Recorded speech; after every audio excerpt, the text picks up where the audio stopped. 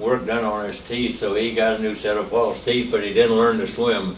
And so, but he crawled out of that little hole there, and he come up and hit the plane, hit his head on the wing, and the third time he came clear and then crawled up on the wing, and of course we towed the plane in and he was saved, but it was just a malfunction of the selector valve on the front wheel door, and all we had to do was cut the lines to equalize the pressure, and you could manually put the wheel down. It was a ratchet deal. But anyway, nobody knew that, so we lost the plane. Skinner lost his teeth too. The what? Skinner lost his teeth. Yeah, oh yeah, that's right. Skinner lost his false teeth.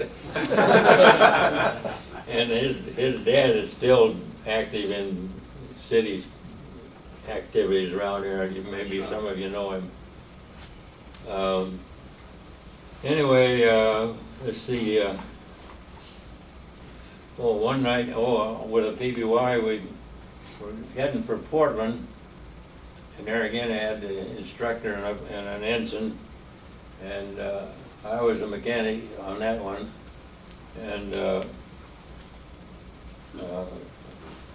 as we were going south, the ceiling kept getting lower and lower, and the instructor kept wanted to see what the ensign would do, and he kept getting a little bit lower and lower, but we started following a railroad track, but it was a double track, so it wasn't wide enough for the plane to fly, but golly, we were low enough that I looked out the window and there were trees taller than where I was sitting in the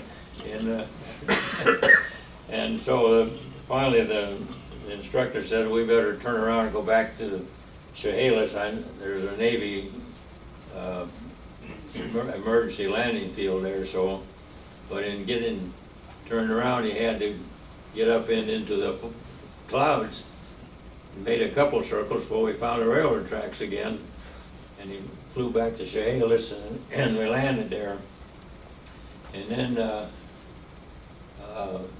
we stayed there that night, and the next morning we were starting to come home, and somehow the pilot let the